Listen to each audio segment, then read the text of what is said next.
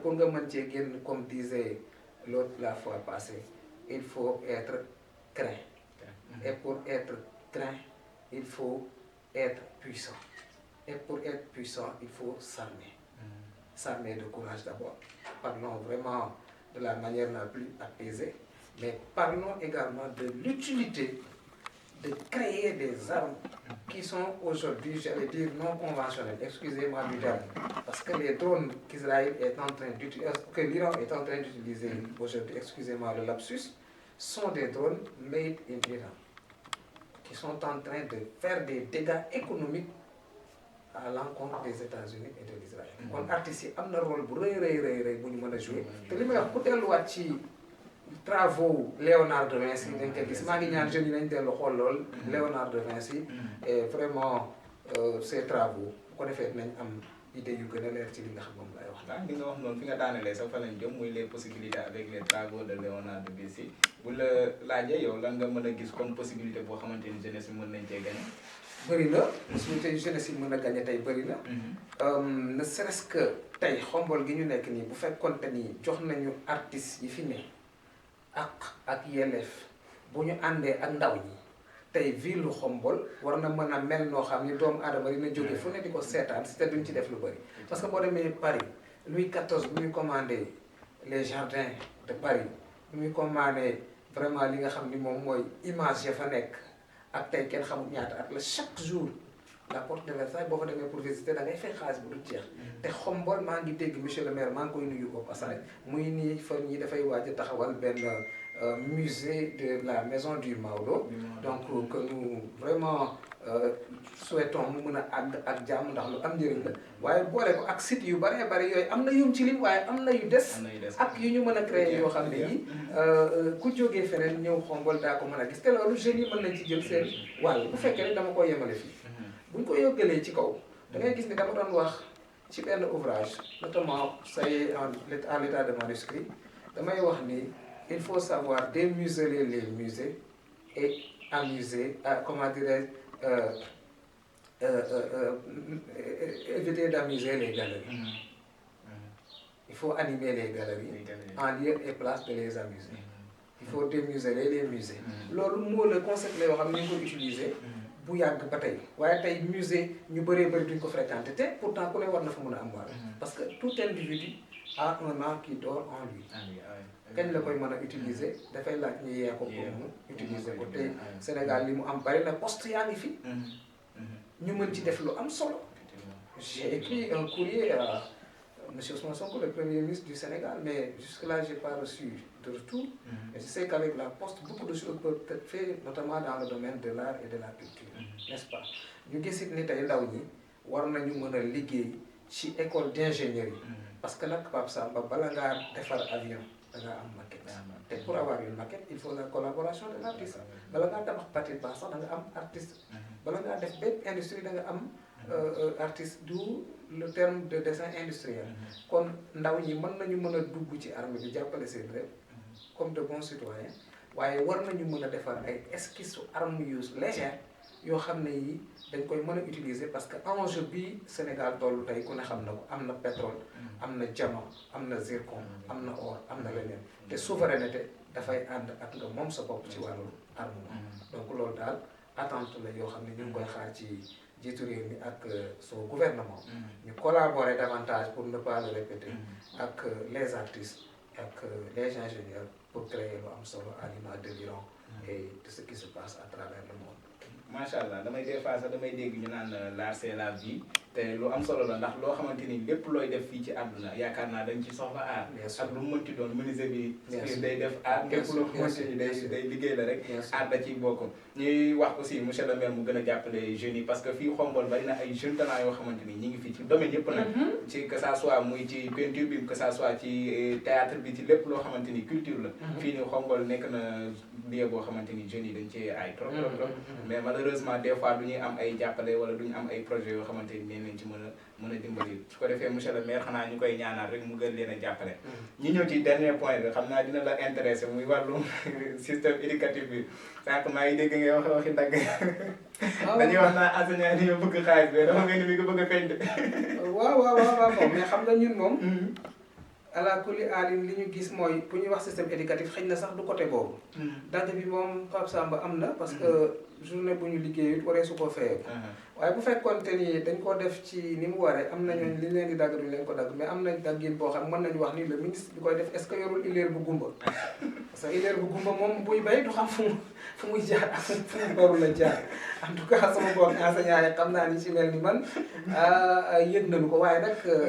c'est les sacrifices qu'il faut faire ce sont les sacrifices qu'il faut faire addina moo bindoo noonu il faut ñu xam ne tamit dëgg rek moo am te moo am solo ñu gis ne kon loolu moom jaar na fi waaye bu ñuy wax système éducatif ni ma ko junjee sax muy les orientations à donner par rapport au système éducatif muy formation wala formation bi très bien mooy li ma doon wax sànq ci ginnaaw rek ci laay gën a ñëw xuusaat ci tey Sénégal li mu soxla maa ngi gis le premier ministre Ousmane Sonko mu ciy wax on a besoin de plus de scientifique te système bi nii mu bindoo un bac boo xam ne bi 60% chaque année day nekk des bacs littéraires bon suñu doom yi dem dajaloo ci université à la limite mooy loolu metti ci parents yi metti ci ñoom bala nga cee génn bon nous saluons ñi nga xam ne nag ñu ngi ciy génn ndax système boo gis lu miti am na ñoo xam ne buñ tamisé dañ ciy génn ñu ngi leen di félicité ñi ci génn wuti ñu ngi leen di encouragé leen wax nañu wuti lu ñu def il faut savoir faire quelque chose avec ses mains lu am solo la ñu gis ne système bi le ministre de l'éducation nationale ñu ngi koy nuyu bu baax a baax mi ngi ciy def ay jéego yu am solo waaye jàpp nañ ni ñun au niveau de la convergence diso Sénégal doon Pastef ndax man Pape Samba CDS dama koy moytu wax léegi dafa am beneen parti bu tudd CDS maa ngi ko gis muy déroulé ñu ngi leen di nuyu bu baax a baax leen def un coucou ñun nag suñu CDS mooy CDS bi gën mooy convergence diso Sénégal di lu ñu moom di suñu vraiment ay reen ñu jàpp ko téyel ko suñu bopp ñuy ndokkeel bu baax yëpp parti politique yi nga xam ne ñoom ci réew mi système éducatif bu ñu koy wax mooy gis nañu ne ñun juróom-benni at yi nit di def ci école élémentaire dafa yàgg te doo mokkal dara ci sa mbir lu jéem a jàng làkk boo xam ne booy jeexal 6 ans yëpp doo ko mën muy la langue française waaw ñu gis ne kon mënee suñu la xool naka la ñuy wàññee at yooyu xam-xam yi ku mel ni Serigne Sakhir Thiam ak yeneen professeur sénégalais liggéey nañ ci lu am solo tey boo demee ci dialecte yu bëri codifié nañ ko ba mu ngi dugg tey ci système bi ñu mën koo jàngale mu am alphabet am lépp am grammaire am lépp nañu gën a pousse njàng mi mu jëm ci loolu bu ko defee ñu boole ko actuellement li nga xam ne moom la ñuy wax l'approche par les compétences l'ACP dina gën a yokk njëriñ ci li nga xam ne mooy suñu doom yi di jàng ndax ils vont apprendre à faire des choses yu am solo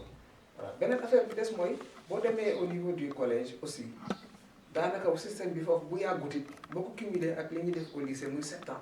xale bi buy génn foofu day am 19 ans 20 ans au bas moom te du mokkal dara waaye léegi est-ce que du woon ñu jël suñu xalaat bu gàtt li nga xam ne moom mooy li ñuy mijoté ci CDS xale yooyu dès le collège bu ñu amee seen BFEM rek xëy na ñu orienté leen ci centre de formation yoo xam ni dañuy doon centre de formation yu jëm ci wàllu transformation centre de formation yu jëm ci ingénierie militaire yu jëm ci création bépp domaine ak léegi l'intelligence artificielle ni mu demee Pape Samba ragal nañu ni métier yu bëri maa ngi gis le grand journaliste Cheikh Yérim Seck que je salue au passage di ko wax démb te mu teg ko foo xam ne fu leer la métier yu bëri ci kanam dinañu doon métier yu raaf je peux vous donner des exemples aujourd'hui y a-t-il des gens qui s'occupent de la réparation de lunettes au Sénégal est-ce que amati na bareetul est-ce que ñi daan liggéey ay réparer rajo bareeti na léegi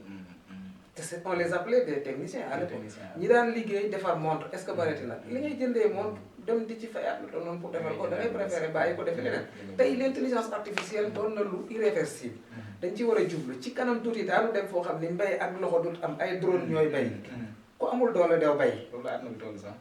dinañ dem jamono yoo xam ne létt bi nga gis létt j'ai vu aujourd'hui des machines qui ont été créées Chine je pense da ngay yow dugal sa bopp rek moo lay létt nga bëgg ça c'est l'intelligence artificielle dem fi mu nekk nii faute ak les machines à laver yi am képp ku suñu nekkoon suñu yaay di liggéeyu faute xam nga ni boobu liggéey ñàkk nga ko ana ñi daan dem suñu yaay yi daan jógee dëkk ba dem Dakar di dëbbi bon je viens du village il faut le saluer au passage les gens de Ndol et des barrages et le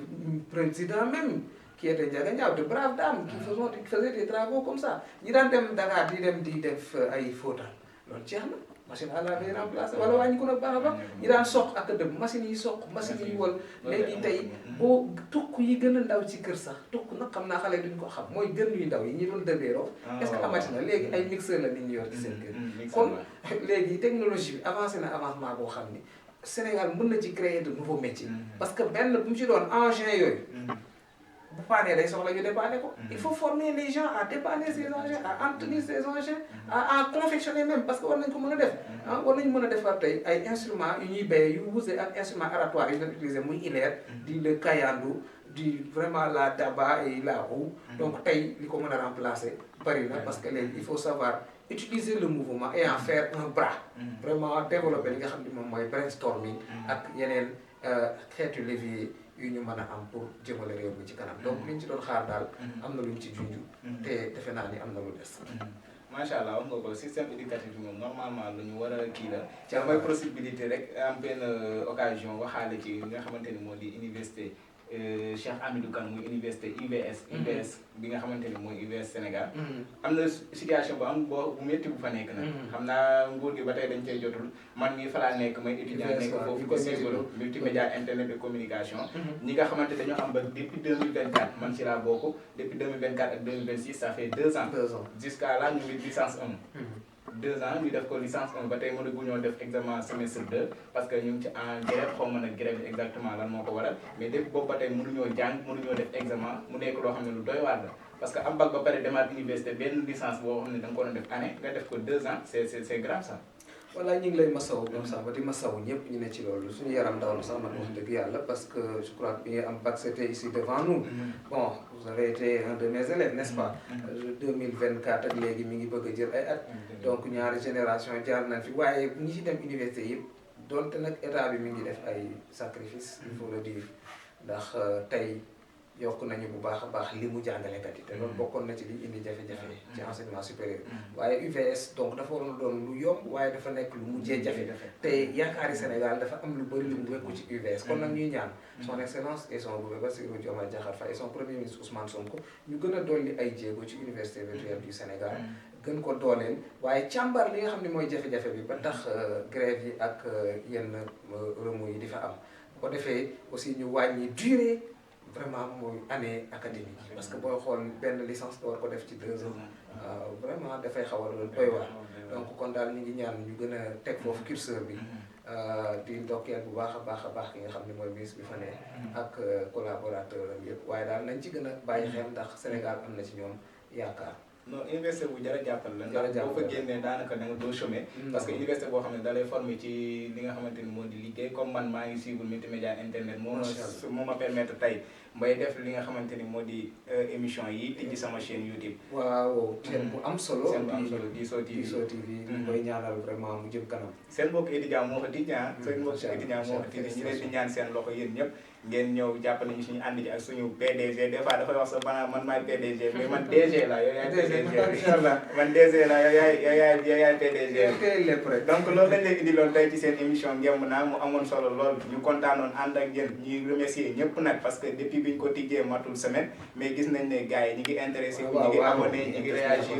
ku ci mel ni suñu tonton Boubacar Diop bi nekk ci groupe WhatsApp bi Convergence Diso Sénégal macha allah lu ñu dugal dafay partagé di dugg di commentaire di def lépp ñu leen di ñaan ñëpp nag mënuñoo lim mais buñ limee dañuy juum mais gërëm nañ leen sant leen bu baax a baax monsieur Baye ñu may la nga tàggatoo rek. waaw salaamaaleykum wa rahmatulah taala wa barakaatu waxaat bismillahi rahmaani rahim te loolu suñu xel ci suñu mbokk iranien yi parce que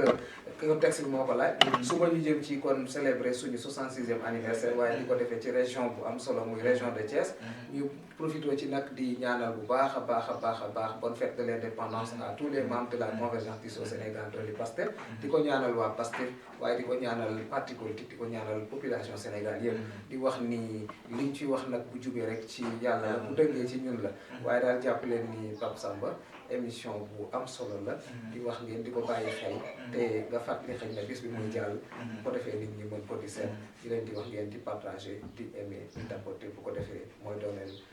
Diso TV di dooleel émission bu rëy bi di Ngemb Naa. merci beaucoup ñu fàttali leen ni moom mooy monsieur Ibrahima Mbaye nekk professeur d'art mais aussi jiite parti politique bi di Convergence Diso Sénégal comme ni ko waxee rek